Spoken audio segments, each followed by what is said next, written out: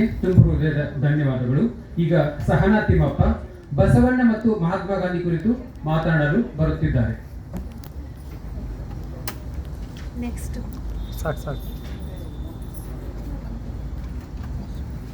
ಎಲ್ಲರಿಗೂ ಶರಣಾರ್ಥಿಗಳು. ನನ್ನ ಹೆಸರು ಸಹನಾ ತಿಮ್ಮಪ್ಪ.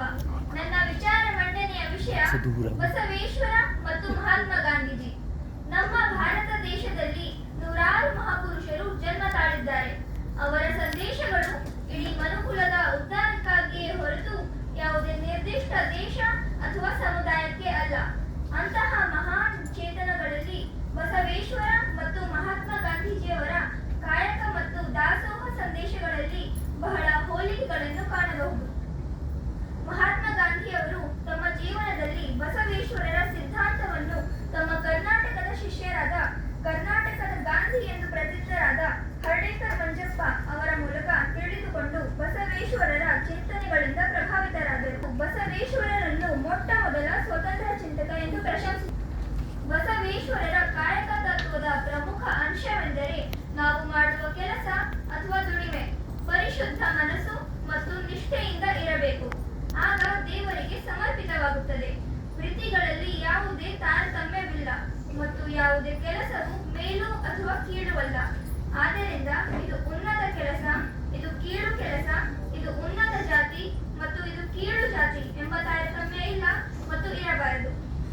ಅವರು ಈ ಪರಿಕಲ್ಪನೆಯನ್ನು ತಮ್ಮ ಒಂದು ಉತ್ತಮ ವಾಕ್ಯದಲ್ಲಿ ಈ ಕೆಳಗಿನಂತೆ ವ್ಯಕ್ತಪಡಿಸುತ್ತಾರೆ.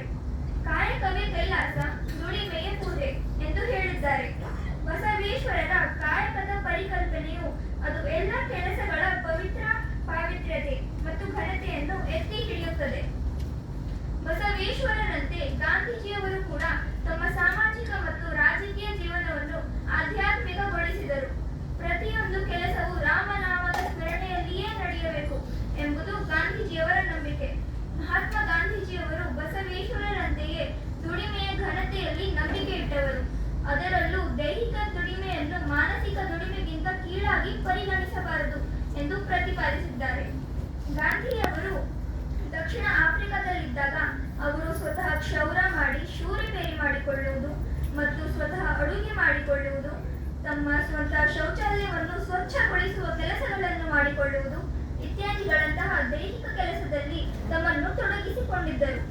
ವಿದೇಶದಲ್ಲಿ ವಕೀಲರಾಗಿದ್ದರೂ ಅವರು ಯಾವುದೇ ಇಂತಹ ಕೆಲಸಗಳನ್ನು ಮಾಡಲು ಬೇಸರ ಪಟ್ಟುಕೊಳ್ಳಲಿಲ್ಲ ಮತ್ತು ಈ ಕೆಲಸಗಳನ್ನು ಮಾಡುವಂತೆ ತಮ್ಮ ಸಹಚರರನ್ನು ಪ್ರೇರೇಪಿಸಿದರು. ಅದನ್ನೇ ಜನರಿಗೂ ಬೋಧಿಸಿದರು. ಹೀಗಾಗಿ ಶ್ರಮದ ಘನತೆ ಮತ್ತು ಪಾವಿತ್ರ್ಯತೆಯಲ್ಲಿ ಅವರ ನಂಬಿಕೆಯು ಬಸವೇಶ್ವರರ ಕಾಯಕದ ಪರಿಕಲ್ಪನೆಗೆ ಅನುರೂಪವಾಗಿದೆ. ಹಾಗಾಗಿ ಮಹಾನ್ ಪುರುಷರ ಚಿಂತನೆಗಳು ಎಲ್ಲ ಕಾಲಕ್ಕೂ ಅನ್ವಯ ಆಗುತ್ತವೆ. ನಾವು ಮಹಾತ್ಮ ಗಾಂಧೀಜಿಯವರು ಮತ್ತು ಬಸವೇಶ್ವರರಂತಹ ಉದಾತ್ತ ಚಿಂತಕರ ವಿಚಾರಗಳನ್ನು ಅರ್ಥ ಮಾಡಿಕೊಂಡು ಅನುಸರಿಸೋಣ ಎಂದು ಹೇಳುತ್ತಾ ನನ್ನ 2 ಮಾತುಗಳನ್ನು ಮುಗಿಸುತ್ತೇನೆ. ಧನ್ಯವಾದಗಳು. ಸಹನಾ ತಿಮ್ಮಪ್ಪ ಅವರಿಗೆ ಅಭಿನಂದನೆಗಳು. ನಾನು ಈಗ ಇವತ್ತಿನ ಕಾರ್ಯ